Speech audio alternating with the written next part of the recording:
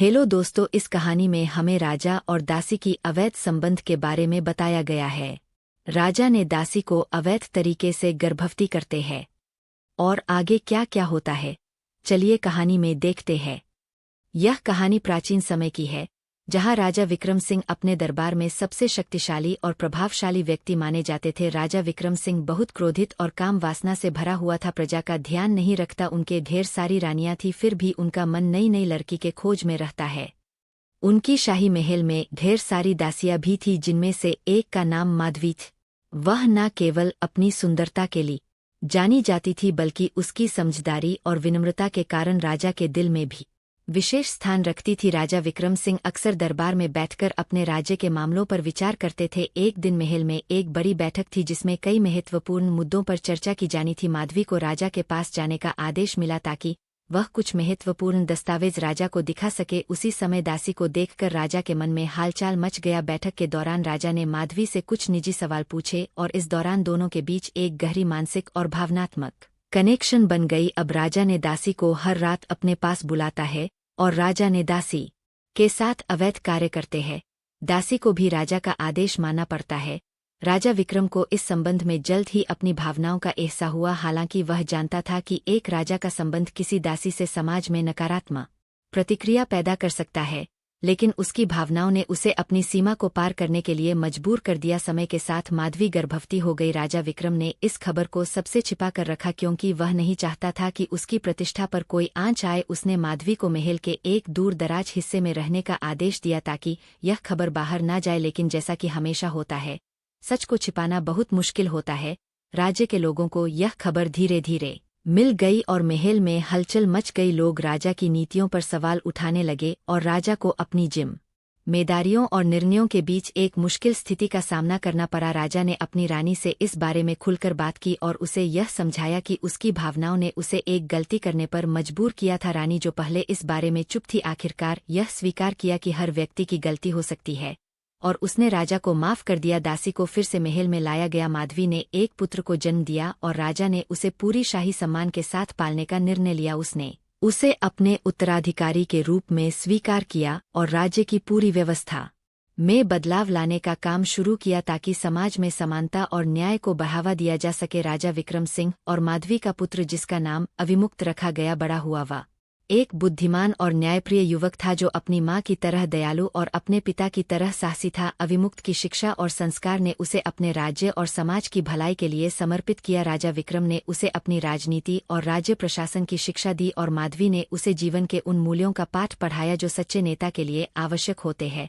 अविमुक्त को यह सिखाया गया कि केवल ताकत से नहीं, बल्कि समझदारी और दयालुता से ही लोगों का दिल जीता जा सकता है। एक दिन राजा विक्रम ने अविमुक्त को दरबार में बुलाया और उसे एक महत्वपूर्ण जिम्मेदारी सौंपने का फैसला किया। तुम मेरे बाद इस राज्य के राजा बनोगे, लेकिन तुम्हें यह जानना होगा कि शासन केवल सत्ता का खेल नहीं है, यह लोगों के दिलों में विश्वास बनाने का काम है। राजा ने अपने पुत्र से कहा। अविमुक्त ने अपने पिता की बातों को ध्यान से सुना और ठान लिया कि वह अपने राज्य को एक ऐसा स्थान बनाएगा जहां सभी को समानता और न्याय मिलेगा। उसने लोगों के बीच व्याप्त असमानताओं को दूर करने के लिए कई सुधार योजनाओं पर काम करना शुरू किया। उसने न केवल आम जनता की भलाई के लिए काम किया, बल्कि महल के भीतर भी कई सुधार किए ताकि सभी को समान अवसर मिल सके। समय के साथ अविमुक्त ने अपने राज्य में शांति और समृद्धि ला। राजा विक्रम सिंह, जो अब वृद्ध हो चुके थे, ने अपने पुत्र को सशक्त देखा और उसे राज्य का उत्तराधिकारी घोषित कर दिया। इस निर्णय से राज्य के लोग भी खुश थे, क्योंकि वे जानते थे कि अब उन्हें एक ऐसा राजा मिलेगा जो उनके हक की रक्षा करेगा। माधवी, जिसने राजा विक्रम के साथ मिलकर यह कठिन समय बिताया, अब गर्व से देख रही कि उनका बेटा इस राज्य का उज्ज्वल भविष्य बन रहा है। राजा विक्रम सिंह, माधवी और अविमुक्त की यह कहानी उस राज्य की नींव बनी जो प्यार, समझ और न्याय पर आधारित था। कहानी का अगला मेद उस समय आया जब अविमुक्त ने अपने पिता राजा विक्रम और मां माधवी से एक बड़ी चुनौती का सामना किया। राज्य के किनारे पर एक शक्तिशाली साम्राज्य, जिसे काले पर्वतों का साम्राज्य कहा जाता था, उनकी शांति समृद्धि में डालने की कोशिश कर रहा था। उसा साम्राज्य का राजा शशर एक अत्याचारी और महत्वाकांक्षी व्यक्ति था, जिसने राज्य की सीमाओं का उल्लंघन करना शुरू कर दिया था। वह जानता था कि यदि वह विक्रम सिंह के राज्य पर कब्जा कर लेता है तो वह अपने साम्राज्य को और बढ़ा सकता है। राजा विक्रम, जो अब वृद्ध हो चुके थे, समझ गए कि यह युद्ध राज्य की अस्तित्व की लड़ाई हो सकती है।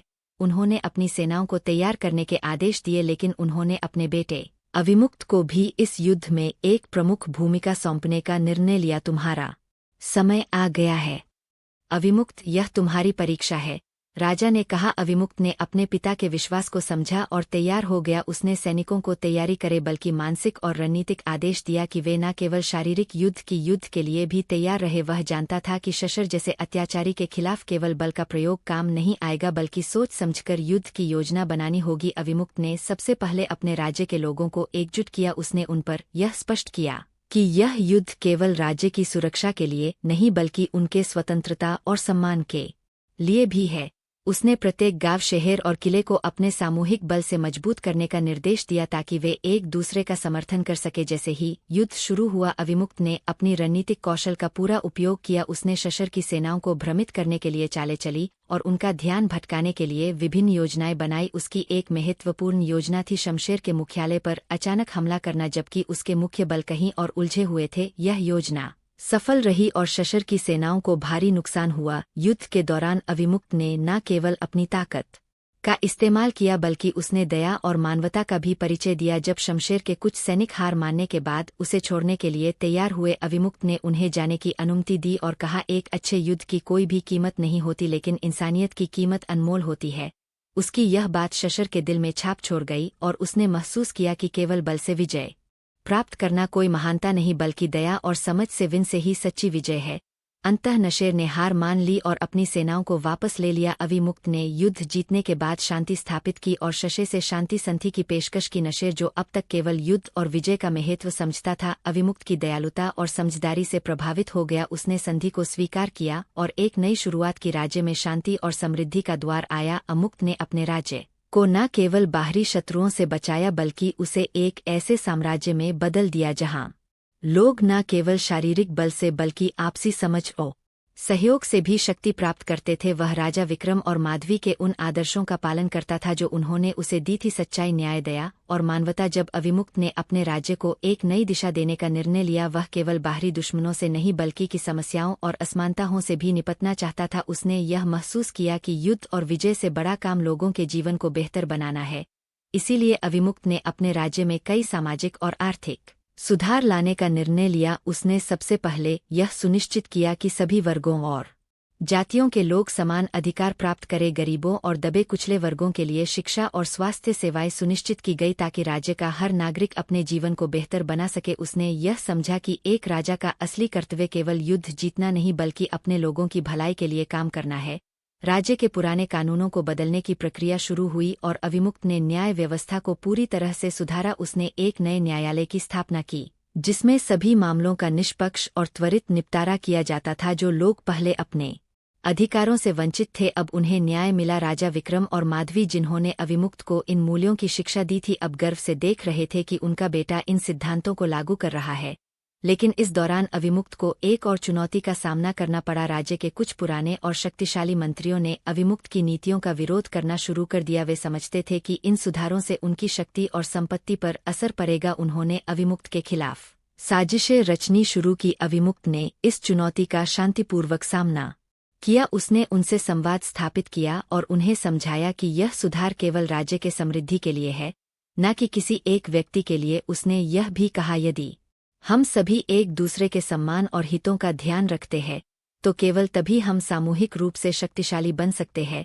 उसके शब्दों ने धीरे धीरे मंत्रियों को प्रभावित किया और उनमें से कुछ ने अंततः अविमुक्त के साथ अपने मतभेदों को सुलझा लिया। इसके परिणाम स्वरूप राज्य में आंतरिक स्थिरता आई और समाज में एकता का माहौल बना। लेकिन कहानी में एक और अद्भुत मोड़ तब आया जब एक दूर दराज के गांव से एक युवक महल में आया। वह युवक खुद को एक प्राचीन विद्वान का शिष्य बताता था और दावा करता था कि उसके पास एक पुरानी पुस्तक है जिसमें भविष्य को लेकर रहस्य और ज्ञान लिखा हुआ है।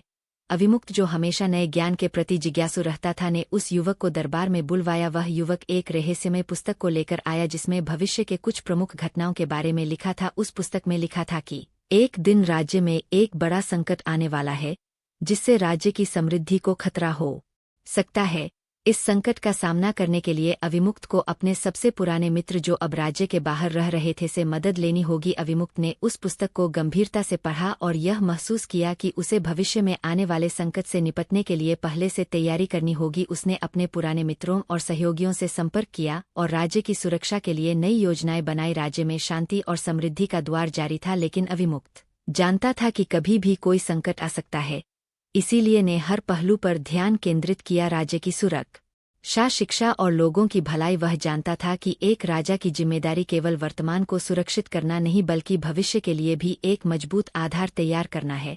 इस तरह अविमुक्त ने अपने राज्य को एक ऐसी दिशा दी जहां न केवल शारीरिक शक्ति बल्कि ज्ञान, समझ और मानवीय मूल्य भी महत्वपूर्ण थे। वह राजा विक्रम और माधवी की तरह ही अपने राज्य का पालनकर्ता और संरक्षक बन गया। उसकी कहानी अब केवल एक युद्ध विजेता की नहीं बल्कि एक महान नेता और शासक की कहानी बन गई जो सच्चाई, न्याय और समृद्धि की दिशा में एक आदर्श था। इस कहानी का संदेश यह है कि एक राजा या नेता का असली कर्तव्य केवल कामुकता और युद्ध जीतने तक सीमित नहीं होता बल्कि वह अपने लोगों के जीवन में वास्तविक बदलाव लाने और भविष्य को सुरक्षित करने के लिए काम करना पड़ता है।